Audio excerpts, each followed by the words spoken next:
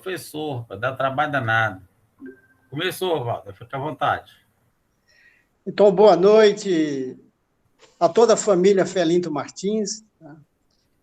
Nós estamos aqui comemorando o nosso 24º aniversário da nossa Casa Espírita Felinto Martins.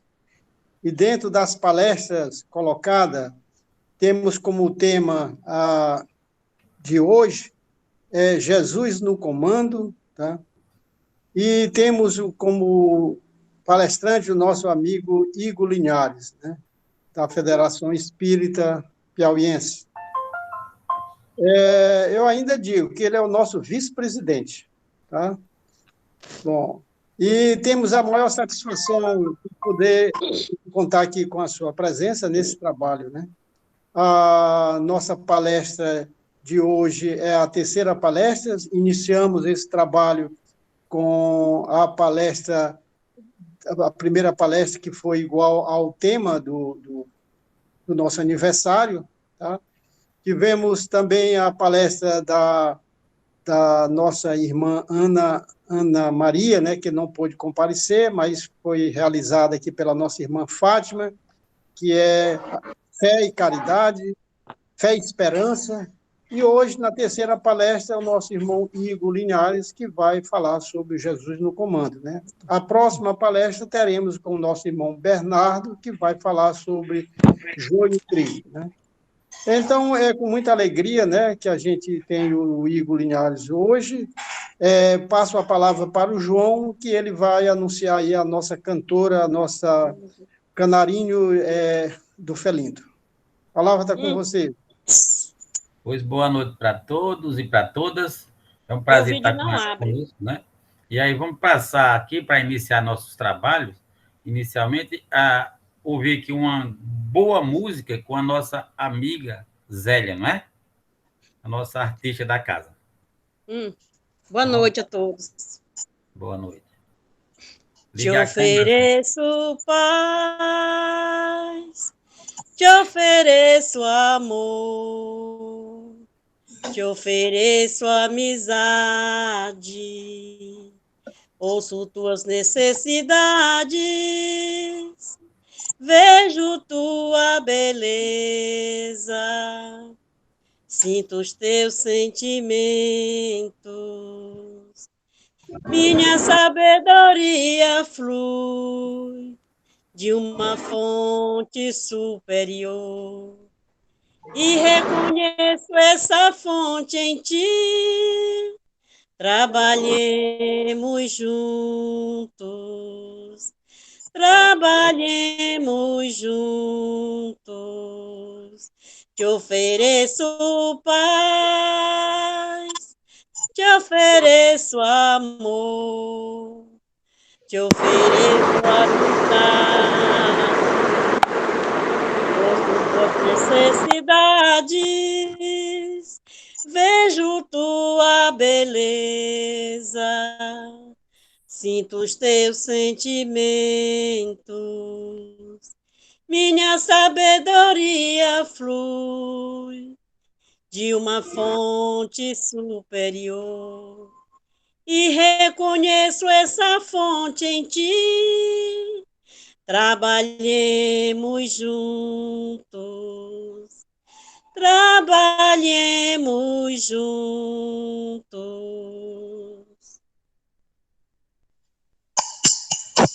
Muito bem. Parabéns, Zélia, muito bem. Né? Para iniciar nossos trabalhos, pessoal, vamos fazer a nossa prece inicial, certo? Vamos nos concentrar um pouco. Aqui, rememorar Jesus, né? E sempre na defesa da gente, da humanidade, e pedir que o Deus Pai, nosso Pai maior, todo-poderoso, né? Irmão nosso Jesus, que ele colocou aqui na terra para nos dar exemplo, que Jesus possa nos iluminar, fortalecer nesse momento que estamos vivendo no Brasil e no mundo, em especial nesse aniversário do nosso Centro Espírita, 24º aniversário, Felipe Martins. Nós estamos aqui para te agradecer, Deus, agradecer cada vez mais, Jesus, por as oportunidades que o Senhor nos dá e a oportunidade de nos presentear todas as semanas com uma grande palestra, com um momento de reflexão em teu nome. Com essa prece que nós te agradecemos, pedimos permissão para iniciar nossos trabalhos de hoje e que ilumine o nosso irmão Igor, para que ele possa se sentir sempre em casa como ele se sente. Que assim seja. Agora com vocês, eu vou passar a palavra para o nosso amigo Igor. Igor, acho que ele lembra, nós desde o tempo do ZEMEP, né? Igor é hoje vice-presidente da Federação Espírita Piauiense, um trabalhador assíduo, certo? E que vai falar para nós hoje sobre o tema, né, do aniversário do nosso Centro Espírita, mas com o tema Jesus no Comando, que realmente ele é nosso parceiro. Com você, Igor, fique à vontade. Bom, boa noite a todos. Primeiro me dei aí um feedback para saber se estão me vendo direitinho. Eu estou olhando para o lado porque a câmera está aqui, né? E o computador está aqui com a chamada. Então, se vocês puderem me dar aí o feedback, está tudo ok, todo mundo me ouvindo, todo mundo me vendo. Muito obrigado. Eu queria agradecer, primeiramente, a oportunidade da gente estar juntos nessa noite de hoje, agradecer o convite, Dona Edna, de toda a casa, por nos acolher sempre de maneira tão fraterna. O seu Walter, que é um amigo querido, sempre muito gentil, sempre muito doce conosco, sempre muito atencioso. Então, agradecer a todos que fazem essa casa querida, que nos acolhe sempre com muito amor e carinho. E quando a gente vai falar de comando, né? Antes da gente falar de Jesus, a gente sempre imagina posições de poder, né? O comando traz uma compreensão de poder, e para nós, muitas vezes aqui encarnados, né? A gente imagina sempre um poder de autoridade, de superioridade. Porque muitas vezes a gente associa esse poder, especialmente no momento que a gente olha para o planeta hoje, em que a gente consegue observar ao redor do nosso planeta várias tensões, por exemplo, tensões não só comerciais entre Estados Unidos e China, por exemplo, algumas tensões no mar da China, por exemplo, quando passa um porta-aviões, a gente começa a perceber as confusões e os conflitos que acontecem nas questões israelense e palestina e muitas outras situações da Rússia com outros países na Europa, as tensões crescentes, esse comando, esse poder como uma superioridade, né? Como uma imposição.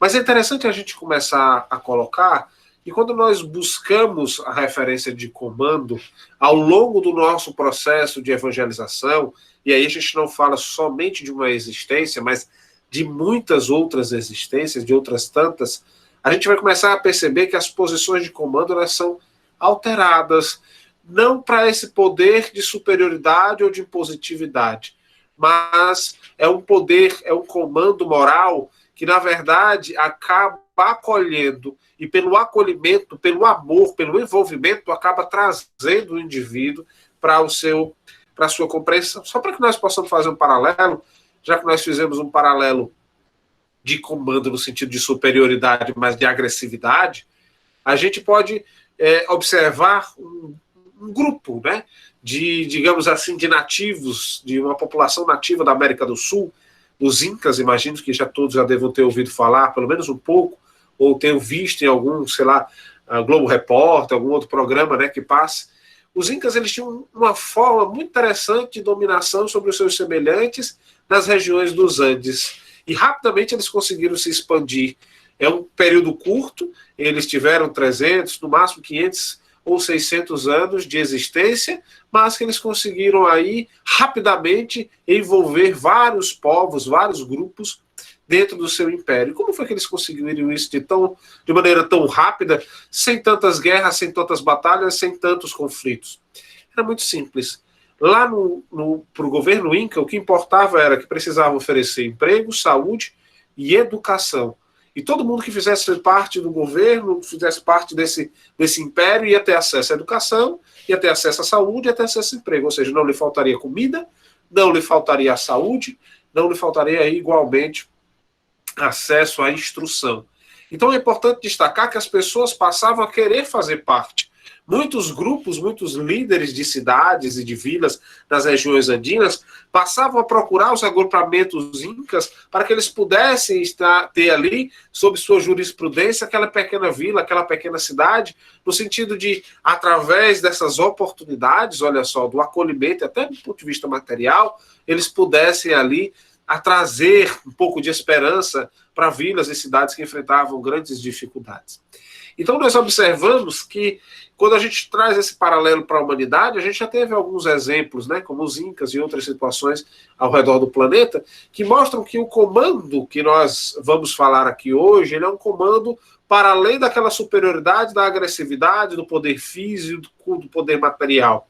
Inclusive, essa superioridade do poder físico, do poder material, ela acaba gerando, muitas vezes, em nós, encarnados, muito mais medo do que qualquer processo de transformação, de aprendizado ou de envolvimento. Nós passamos a sofrer muito mais um constrangimento, né, de deixarmos de fazer alguma coisa pelo medo, do que de fato a gente deixar de fazer a coisa porque a gente não quer fazer. Há uma grande diferença. Basta nós observarmos boa parte da história do cristianismo, em que, com a ideia da igreja estando à frente de tudo isso, ela impunha medo aos seus fiéis e àqueles que queriam seguir o Cristo, e muitas vezes as pessoas deixavam de fazer pelo medo do que necessariamente deixavam de fazer porque não lhe fazia mais parte dos desejos interiores. Ou seja, passamos séculos e séculos, várias encarnações, em que nós íamos e retornávamos muitas vezes com desejos reprimidos, suprimidos, que nós não trabalhávamos, nós não encarávamos, e acabávamos sofrendo, consequentemente, processos, né, psíquicos profundos e que precisavam aí, depois, posteriormente, passar por processos de choque, né, de aprendizado um pouco mais intenso. Então, quando a gente observa Jesus, a gente vai entender Jesus como nós podemos encontrar no prefácio do Evangelho segundo o Espiritismo, que nós temos o prefácio do Evangelho segundo o Espiritismo ditado pelo Espírito de Verdade. Eu peço permissão a vocês e licença para poder fazer a leitura e nós começarmos a observar o que de fato vem a ser esse poder, esse comando que o Cristo, na verdade, tem sobre todos nós e que ele passa a ter não pela superioridade física, não pela força bruta, não pela força material. Mas vejamos. Os Espíritos do Senhor, que são as virtudes dos céus, qual imenso exército, olha a primeira analogia, esse movimento, ao receber as ordens do seu comando, espalham-se por toda a superfície da terra e, semelhante a estrelas cadentes, vem iluminar os caminhos e abrir os olhos aos cegos. Então, logo nesse primeiro começo, nesse primeiro trecho, né, a gente começa a perceber que ele faz uma analogia entre exércitos e estrelas. E ele não faz isso à toa, porque a palavra em hebraico para estrelas e exércitos é a mesma palavra.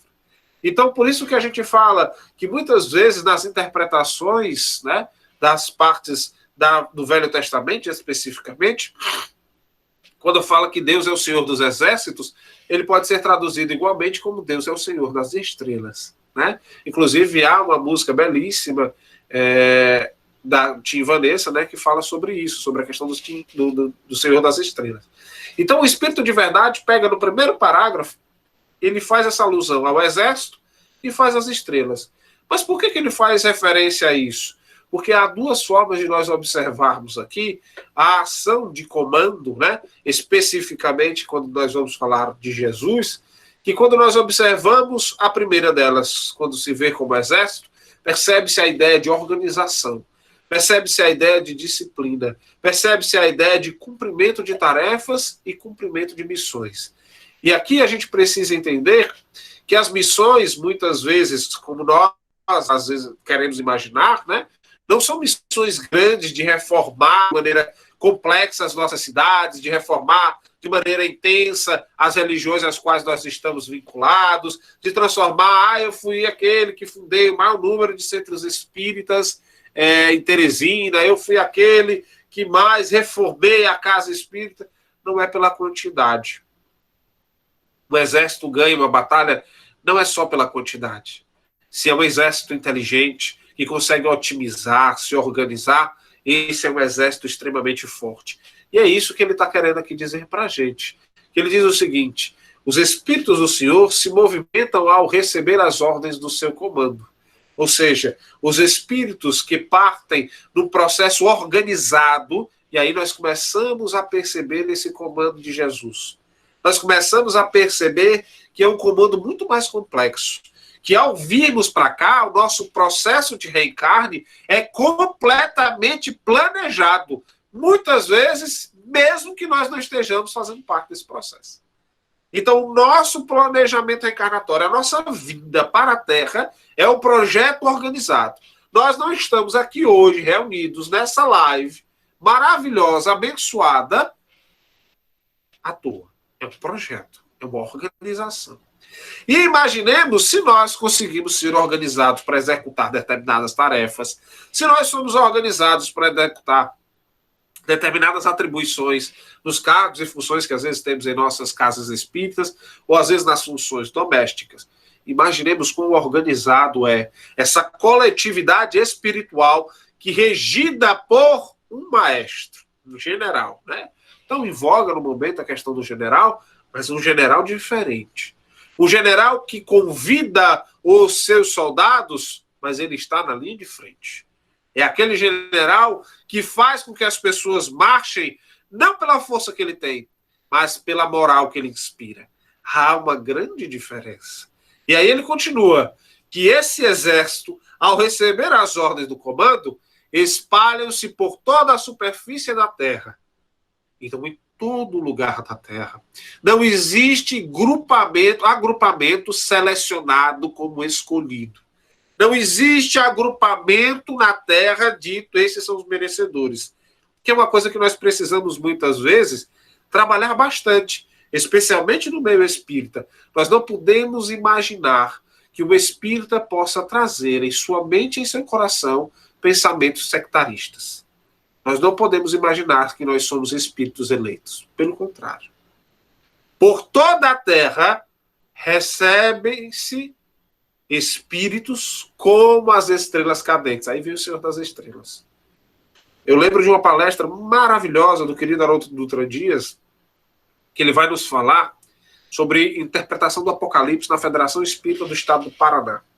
E ele diz o seguinte, há uma grande diferença, né, quando nós observamos a nossa relação com Deus, como nós encaramos essa divindade. Será se ela é uma divindade somente do nosso agrupamento religioso? Ou ele é um Senhor que cria planetas, estrelas, galáxias? Então Deus é um Deus restrito, pequeno, ou ele é um Deus amplo, complexo, imenso? É aqui que nós quebramos o paradigma, né, de imaginar que aí percebemos a necessidade de entender o comando, de imaginar que nós fazemos parte de um dos pequenos agrupamentos. Quando nós vamos olhar o exército, existem os vários regimentos, né?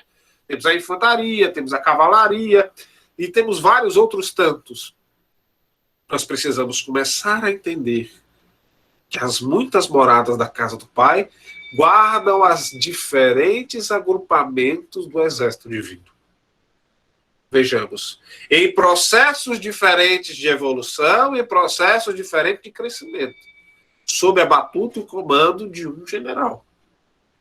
Então, a cada quartel divino, nós encontramos alguém que comande. E é um comando diferenciado do comando que nós estamos habituados aqui nessa existência material. É um comando que vai junto. É um comando que inspira, é um comando que conduz, que orienta, que vai à frente.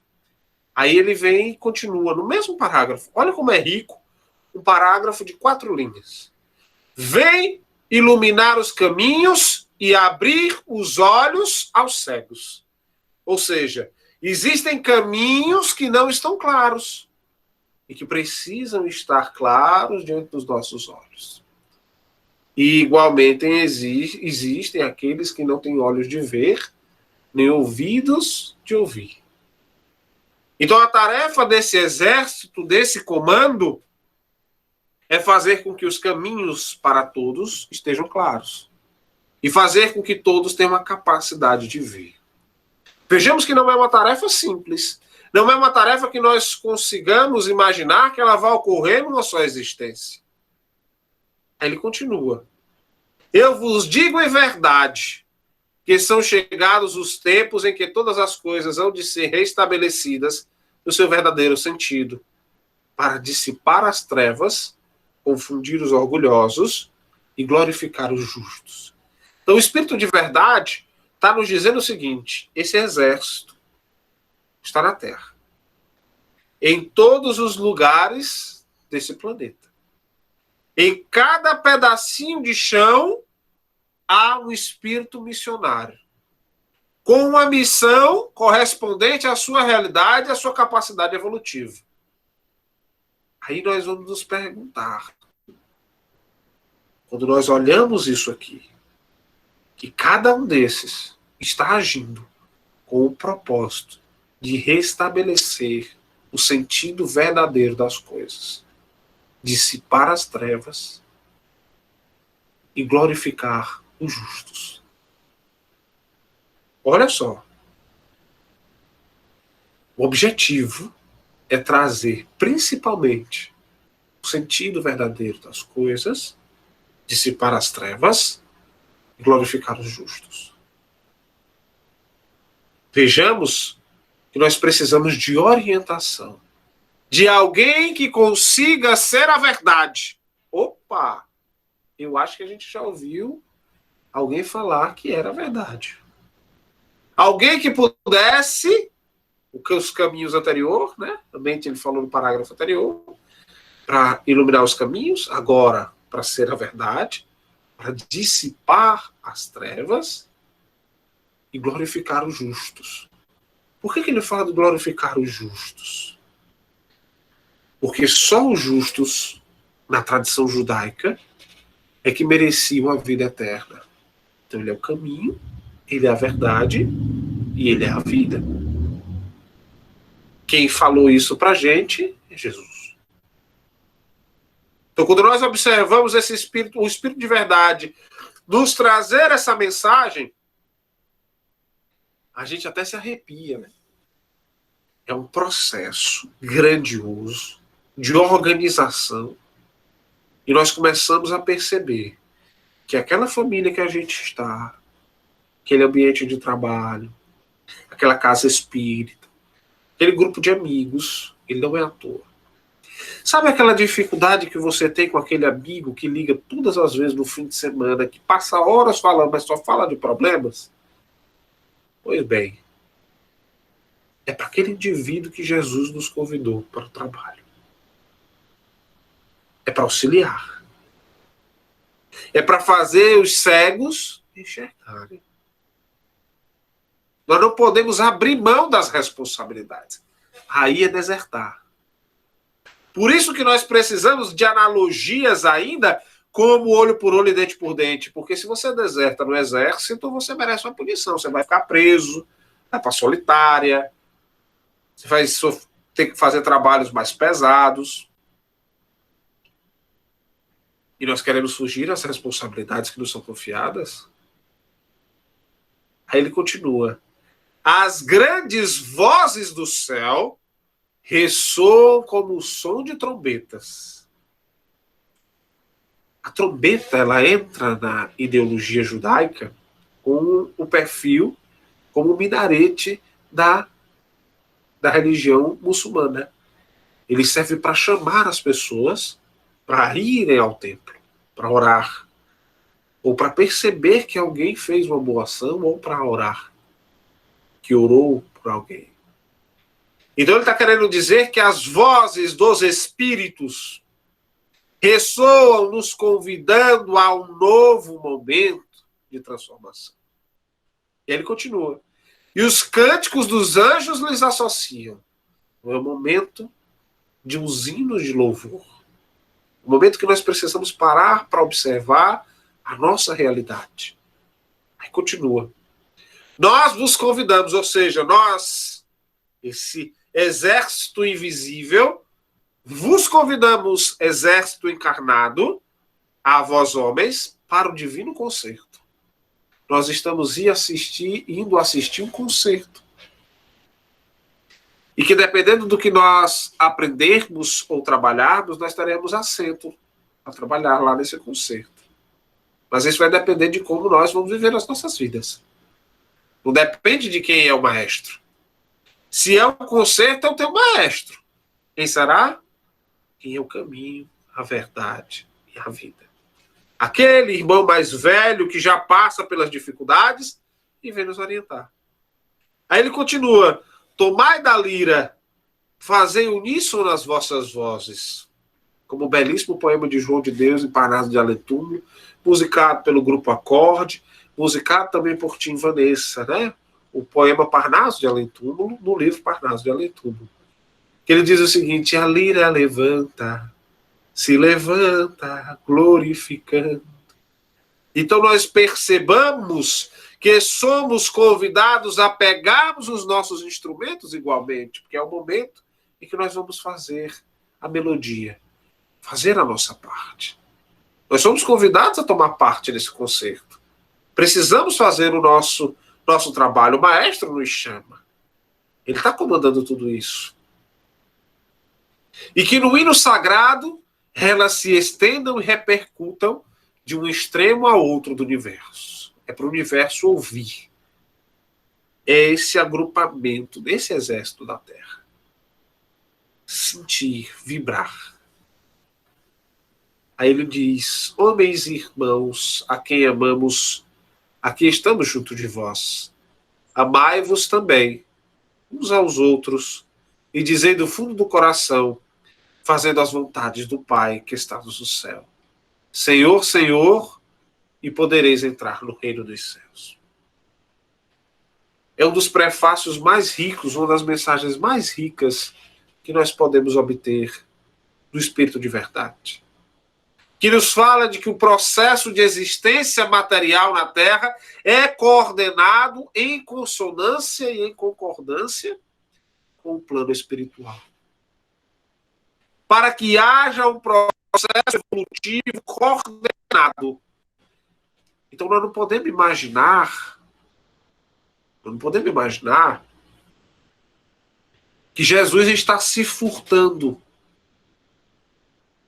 está fugindo das responsabilidades, ele nos esquece, ele não age.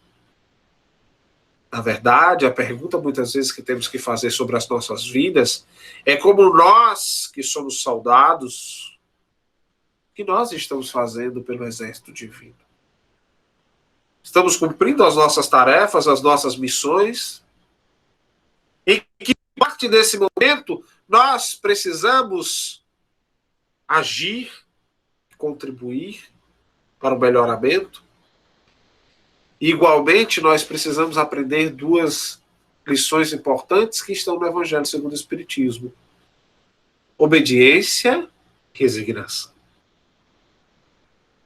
Consentimento do coração, consentimento da mente. A resignação, que significa aceitar o desafio sem rebelar-se. O nosso grande desafio é sermos resignados.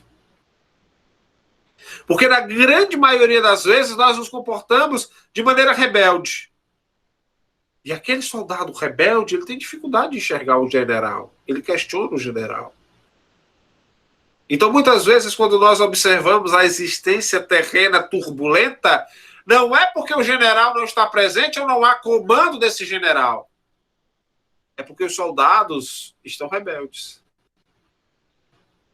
E muitas vezes, julga-se, quando não há punições severas, se isso acontece no quartel, que o coronel, que o general perdeu a mão ao não punir esses soldados.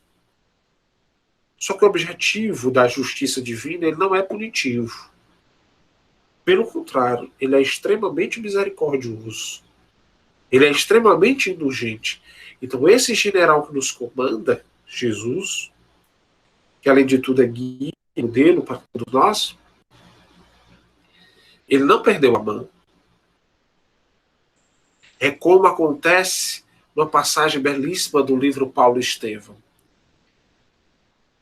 E que nós talvez demoremos ainda algum tempo para assimilá-la no sentido de aprendê-la.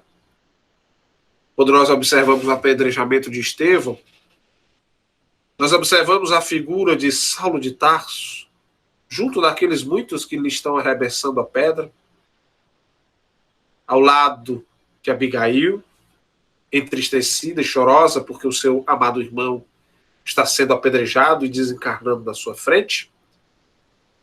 Vemos Estevão,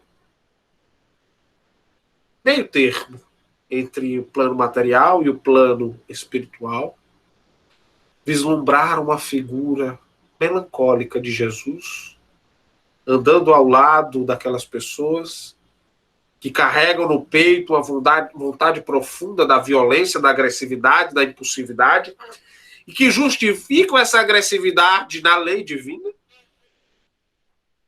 A gente vai até ver uma passagem interessante no final.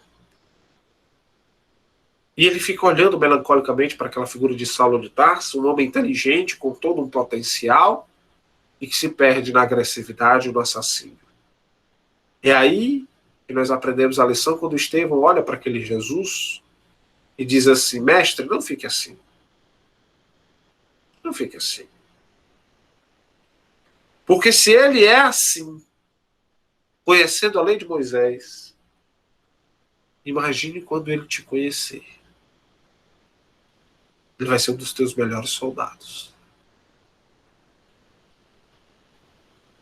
Talvez é difícil para nós podermos assimilar tamanha lição, porque ali estamos diante de vítima e de seu assassino, né? E lhe olhar semelhante ao Cristo e dizer, rogando indulgência, perdão e misericórdia, porque ele desconhece a lei verdadeira, que é a lei de amor. Então imaginemos que ao longo de nossas muitas existências nós temos os nossos Estevãos. Pessoas que olharam para a gente enquanto Jesus melancólico ao nosso lado, comandando. Nós rebeldes, como Saulo de Tarso, muitas vezes alegando conhecer a lei divina. Esses espíritos olhavam como Estevão e diziam: Senhor, calma. Vai chegar o dia que eles vão se encontrar lá no Filipe Martins, na federação, e vai estar todo mundo falando de Jesus e indo para um outro caminho. Tomando uma vida diferente, tendo a oportunidade de recomeçar. Calma. Alguém nos viu assim, né? É importante aí percebermos que o comando divino ele não é feito com a punibilidade, mas com a oportunidade. A pedagogia divina é diferente. Por isso que nós temos dificuldade de entender esse Jesus no comando. Por isso que nós temos dificuldade de entender que há um comando. A gente fica com a sensação de que é como se tivesse tudo perdido. Vocês querem ver um exemplo? Está em Marcos, capítulo 4, versículos de 35 a 41. Virou até música, inclusive, do meio evangélico, essa passagem. Mas ela é bastante interessante para ilustrar o que nós estamos falando. É a passagem da tempestade acalmada. Vou lê-la, peço permissão a vocês. E aí nós vamos comentar um pouquinho. E diz o seguinte: e naquele dia, sendo já tarde, disse-lhes: passemos para outra margem. Então Jesus faz um convite, vamos para o outro lado, para atravessar. E aqui a gente faz uma analogia que Jesus está nos convidando para um outro nível vibratório, para um outro momento de nossas vidas. Ele olha para a gente como olha para o Emmanuel no livro Há 2000 anos e diz: tem hoje ou daqui a milênios a me seguir. Vamos atravessar? Vem comigo. Olha como olha para o mancebo rico, que diz que já segue os mandamentos, e fala para ele: desapega do que tu tem e vem me seguir. O apego não te faz bem, não te faz crescer. Não é a matéria em si, é o apego. É o que carregas no teu coração. Então ele convida aqui, todo mundo está com ele, para ir a outra margem, a nós também. E eles, deixando a multidão, então Jesus e aqueles que queriam segui-lo, o levaram consigo, assim como estava no barco. Eles pegaram e resolveram seguir o barquinho para uma outra margem. E havia também com eles outros barquinhos. Ou seja, uma grande quantidade de pessoas. Vejamos, a gente pode fazer uma pequena analogia. Muitos os chamados, poucos escolhidos. Uma multidão ficou. Alguns poucos saíram nos barquinhos para atravessar a margem. E levantou-se grande temporal de vento, e subiam as ondas por cima do barco, de maneira que já se enchia de água. E ele estava na popa, dormindo sobre uma almofada. Imaginemos. Mas quem já teve a oportunidade de andar de barco, o barco balança um pouquinho. Vamos imaginar um barco balançando mais ainda. Com água entrando. Ondas altas. Vento forte. Chuva torrencial. Daquelas como acontece às vezes em Teresina, que a gente não vê um palmo na frente. Daquelas que a gente pensa que a pobre da cidade de Teresina vai acabar de vez. De tanta água que cai. Né? Pelo menos o asfalto. A gente acha que às vezes vai embora. Mas Jesus está aqui deitado, dormindo lá na popa. Tranquilo. Água por cima, por baixo. E despertaram-no, dizendo-lhe: Mestre, não te importa que pereçamos? Ou seja, Senhor, tu não se importa que nós vamos morrer? Ele estava dormindo. Está o caos. Jesus desperta, repreende o vento e diz ao mar: cala-te e aquieta-te. Vejamos. É uma figura que estava dormindo no meio da tempestade, se levanta, faz o vento e diz ao mar para se calar e aquietar-se. O vento se aquieta e é uma grande bonança. O sol aparece, fica coisa linda, cenário de quadro, ou às vezes, hoje, né, que é muito comum, postar hashtag gratidão nas redes sociais. Um cenário lindo. Imagina. E disse-lhes: por que sois tão tímidos? Jesus, depois de repreender, resolver a situação, vira para eles e fala: por que vocês são tão tímidos? Tão medrosos? Ainda não tendes fé? E sentiram um grande temor. Eles sentiram temor.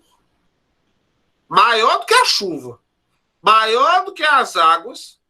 O temor era porque eles queriam saber quem é aquele que repreende o mar e o vento, e eles lhe obedecem. Percebam que, semelhante à nossa jornada de travessia de um estado espiritual para outro, nós vamos encontrar o turbilhão, porque nós vamos ter que reparar as nossas faltas. Nós vamos ter que reparar as nossas quedas. Não se chega a espírito puro se não reparar. Ninguém avança sem reparar com a justiça divina. Inclusive, é uma frase belíssima do Druso, no livro Ação e Reação, capítulo 2, ele diz para André Luiz: o céu é uma conquista sem ser uma imposição. Conquista. Precisamos ralar muito, suar muito para chegar lá. É importante a gente destacar aqui que, igualmente, a todos aqueles que estavam no barco com ele, nós suspeitamos que Jesus não está no meio dessa pandemia, não está no meio dos problemas da vida, no meio da guerra, como se ele estivesse ausente, como se Deus não existisse. Inclusive, existem estudos sociais e antropológicos com os judeus que viviam na Europa no período da Segunda Guerra Mundial, que uma grande parcela de judeus deixou de acreditar em Deus. Porque se perguntavam: onde é que está Deus no meio de tudo isso? Como é que Deus permite que isso aconteça? É como eles estão aqui perguntando: meu Deus, você não se importa que nós vamos morrer? Você não está vendo que ele está sofrendo? Aí Deus olha para a gente como Jesus. E Jesus é o general desse agrupamento que nós estamos. Por que nós temos medo? Estamos com medo de quê? O general está perguntando para a gente: Qual é o medo da nossa vida? Por que a gente tem medo dos problemas? Por que a gente não quer encarar a realidade como ela é? Por que a gente foge? Aí ele ainda pergunta: ainda não tendes fé? Em outra lição ele nos diz: se tiverdes um grão de mostarda, uma fé do tamanho de um grão de mostarda, dirás para esta montanha: move-te daqui para ali, e ela se moverá. E nós podemos dizer para o vento se acalmar, o mar também se acalmar. Mas não é essa fé cega, desproporcional ou descomunal. É uma fé ativa. A fé de Jesus é ativa. Ele se levanta e vai fazer. Ele não fica: oh meu Deus, manda a resposta para mim, resolve os meus problemas, bons espíritos, pobre do Bezerra de Menezes, recebe tanta súplica nossa, para desbaratar o nós, que às vezes a gente precisa agir. A gente, meu Deus, onde é que estão os bons espíritos? Às vezes a gente ouve: cadê os bons espíritos que deixaram acontecer isso contigo, teus anjos da guarda? Não é assim que funciona. Vamos lembrar lá do prefácio do Evangelho. Nós somos um exército. Estamos numa batalha. Viemos para iluminar os caminhos, para auxiliar as pessoas a ter acesso à verdade, abrir os olhos aos cegos e, igualmente, pensarmos na glorificação dos justos, entendendo que a vida eterna é a vida verdadeira, a vida espiritual é a vida verdadeira, não a vida do material. Continuamos nos perguntando: por que nós ainda temos medo? Porque o general aí está. Jesus está nesse barco, esse turbilhão que nós fizemos questão de dizer no início de nossa fala. Das múltiplas guerras, dos conflitos, da fome, da sede, da pandemia. Jesus está no meio. Só que o desespero na nossa cabeça é tão grande que a gente não para pensar de maneira racional. A gente quer solução mágica. Existe como solucionar e diminuir, por exemplo, a propagação do vírus? Existe. Um comportamento assim, assim. Opa. Pronto. Existe como? Existe. Por que não diminui? É culpa de A, de B? Não, é culpa nossa. Nós somos os soldados. Nós deveríamos ser o exemplo. Certo? É isso que nós precisamos começar a entender. Existe como nós resolvermos os problemas uns dos outros? Existe. Começamos a nos ajudar. Deixarmos de ser egoístas. O André Luiz Peixinho faz uma pergunta muito impactante, não sei se já fiz aqui para vocês, mas essa pergunta ela martela na minha cabeça constantemente, desde que eu a ouvi. Nós já temos a doutrina espírita para mais de 160 anos na Terra. Nós já temos notícias de André Luiz desde a década de 40 do século passado.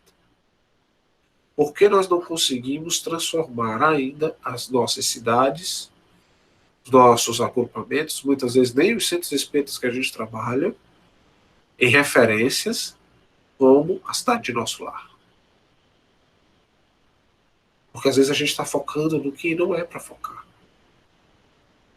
A gente gasta energia com o que não é para gastar. A gente muitas vezes procura caminhos de, ao invés de enxergar a outra margem e continuar com o barco, eu foco no desespero, no medo, na ansiedade. É importante a gente destacar isso. O barco não está desgovernado. O Cristo lá está. O Cristo nos conduz. Mas a pergunta é: Se o comandante quisesse acordar hoje e vir para cá, como ele acordou no barco, como é que aconteceria? Se o general quisesse de fato vir para a linha de frente, vamos lá, vamos resolver, vamos sentar, o que aconteceria? Tem uma mensagem maravilhosa no livro Luz Acima, do Humberto de Campos, capítulo 50, intitulado Bilhete a Jesus. Eu vou pedir permissão a vocês para lê-la e brevemente comentá-la, que eu sei que o tempo já está se esvaindo, mas é rápido. Ele diz: Senhor Jesus, enquanto a alegria do Natal acende luzes novas nos lares festivos, eu volto à velha Palestina, revendo com os olhos da imaginação a paisagem de tua vida. Roma estendia fronteiras no Nilo, no Eufrates, no Reno, no Tâmisa, no Danúbio, no Mar Morto, no Lago de Genazaré, nas areias do Saara. César sossegava e protegia os habitantes das zonas mais remotas, aliciando a simpatia dos príncipes regionais. Todos os deuses indígenas cendiam a Júpiter, o dono do Olimpo, de que as águias dominadoras se faziam emissárias, tremulando no topo das galeras, cheias de senhoras e de escravos. Lembras-te, Senhor, de que se fazia grande estatística por ordem de Augusto, o divino? Otávio, cercado de assessores inteligentes, intensificava a centralização no mundo romano, reorganizando a administração na esfera dos serviços públicos. As circunscrições censitárias na Judéia enchiam-se de funcionários exigentes. Cadastravam-se famílias, propriedades, indústrias. Só um minutinho.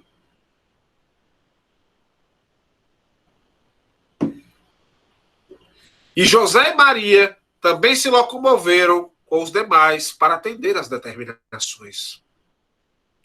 A sensibilidade israelita poderia manter-se à distância do culto de César, existindo ao incenso com que se marcava a passagem dos triunfadores. Em púrpura sanguinolenta, mas a experiência judaica, estruturada em suor e lágrimas, não se esquivaria à obediência perante os regulamentos políticos. As estalagens, no entanto, estavam repletas e não conseguiam lugar. Por essa razão, a estrela gloriosa que te assinalou a chegada não brilhou sobre templos ou residências de relevo. Apenas a manjedoura singela te ofereceu conforto e guarida. Homens e mulheres faziam estatísticas minuciosas de haveres e interesses. Se o governo imperial decretava o recenseamento para reajustar observações e tributos, os governados da província alinhavam medidas, imprimindo modificações aos quadros da vida comum para se subtraírem de alguma sorte às exigências. Permutavam-se cabras e camelos, terras e casas, reduzindo os parques agrícolas e pequenas indústrias. Haveria espaço mental para a meditação nas profecias? Para cumprir o dever religioso, não bastava comparecer ao templo de Jerusalém nos dias solenes e oferecer os sacrifícios prescritos e prosternar-se ante a oferenda sagrada ao ressoar das trombetas? Razoável, portanto, seria examinar os melhores recursos para burlar as requisições do romano dominador. Só um minutinho. Que agora... Pronto. A fração do povo eleito, que se aglomerava na cidade de Davi, lia os textos, recitava os salmos e tomava apressado conselho dos livros da sabedoria. Entretanto, não considerava pecado matar o tempo em disputas e conversações infindáveis ou enganar o próximo com a elegância possível. Por essa razão, Senhor, quem gastaria alguns minutos advogando proteção para Maria e José? Eles traziam a sinceridade dos que andam contigo. Falavam de visita dos anjos, de vozes do céu, e o mundo palestinense estava absorvido ao apego fanático aos bens imediatos. Comentava-se apaixonadamente as listas e informações alusivas a rebanhos e fazendas. As narrações do sonho de José, lá no Egito, ou das experiências de Zacarias, prefeririam o noticiário referente à produção da farinha ou o rendimento dos pomares. Todavia, para entregar à humanidade a divina mensagem de que te fizeste o depositário fiel, não te feristes ao choque da indiferença. Começaste a si mesmo, na manjedoura humilde, o apostolado de bênçãos eternas. O Evangelho iniciou a primeira página da vida da revelação nova na estrebaria singela. A natureza foi o primeiro marco de tua batalha multissecular da luz contra as trevas. E enquanto prossegues conquistando palmo a palmo o espírito do mundo, os homens continuam fazendo estatísticas inumeráveis. Aos censos de Otávio, seguiram-se os de Tibério. Aos de Tibério sucederam-se arrolamentos de outros dominadores. Depois do poderio romano fragmentado, outras organizações autoritárias não menos tirânicas apareceram. Dilataram-se os serviços censitários em toda parte. As nações modernas não fazem outra coisa, além da extensão do poder, melhorando os gráficos que lhe dizem respeito. Inventariavam na antiga Judéia ovelhas e jumentos, camelos e bois. Hoje, porém, Jesus, o arrolamento é muito mais importante. Com o aperfeiçoamento da guerra, o censo é vital nas decisões administrativas. Antes da carnificina, arregimentam-se estatísticas de canhões, tanques, navios, aviões, metralhadoras e fuzis. Enumeram-se homens por cabeça no serviço preparatório dos massacres e, em seguida, anotam-se só os feridos e os mutilados. Isso nas vanguardas de sangue, porque na retaguarda o inventário dos grandes e pequenos negócios é talvez mais ativo. Há corrida de armamentos e bancos, valorização e desvalorização de bens móveis e imóveis, câmbio claro e câmbio escuro, concorrência leal e desleal, mercado honesto e o mercado clandestino, tudo de acordo com as estatísticas prévias que autorizam providências administrativas que regem o mecanismo da troca. Nós sabemos que não condenas o ato de contar. Aconselhaste-nos nesse sentido, recomendando que ninguém deve abalançar-se a qualquer construção antes das contas rigorosas, a fim de que a obra não permaneça inacabada. Entretanto, estamos entediados de tanto recenseamento para a morte, porque, em verdade, nunca esteve a casa dos homens tão rica e tão pobre, tão faiscante de esplendores e tão mergulhada nas trevas, tão venturosa e tão infeliz quanto agora. Desejávamos, mestre, arrolar as edificações da fé, os serviços da esperança, os valores da caridade. Contudo, somos ainda muito poucos no setor de interesse pelos sonhos reveladores e pelas vozes do céu. Olha as vozes do céu. Apesar disso, sabemos que os homens fanatizados pela estatística das formas perecíveis examinam os gráficos de olhos preocupados, movimentando-se entre tabelas e números, mas erguem os corações ao alto, amargurados e tristes, torturados pela sede de infinito. Quem sabe, Senhor, poderias voltar, consolidando a tua glória, como fizeste há quase 20 séculos? Entretanto, não nos atrevemos ao teu convite direto.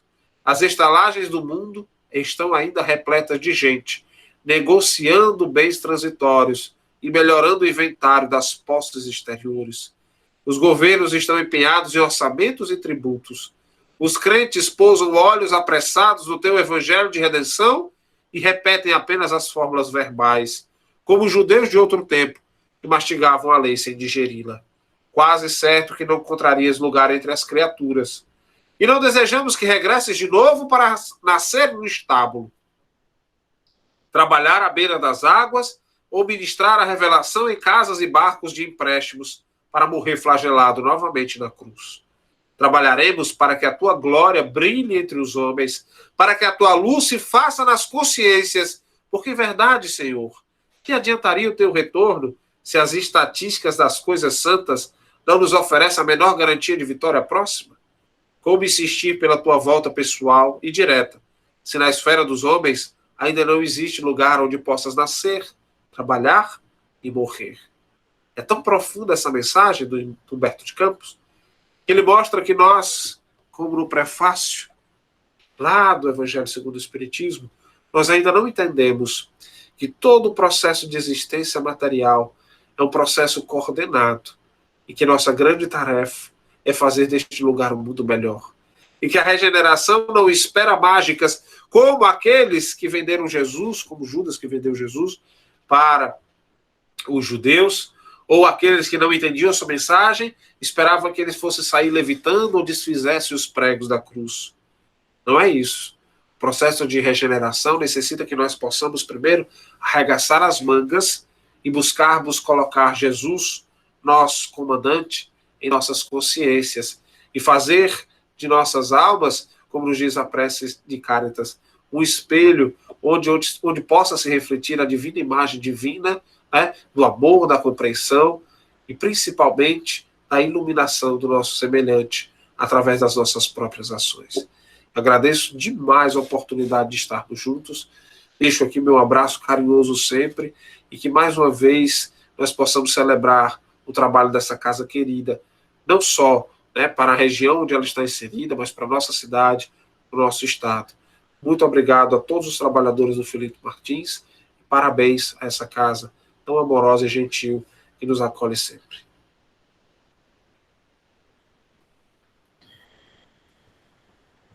Muito obrigado, Igor. Agora eu vou passar aqui para o nosso presidente para ele fazer as honras finais, tá bom? Um abraço para você e para todos. Vai, Walter.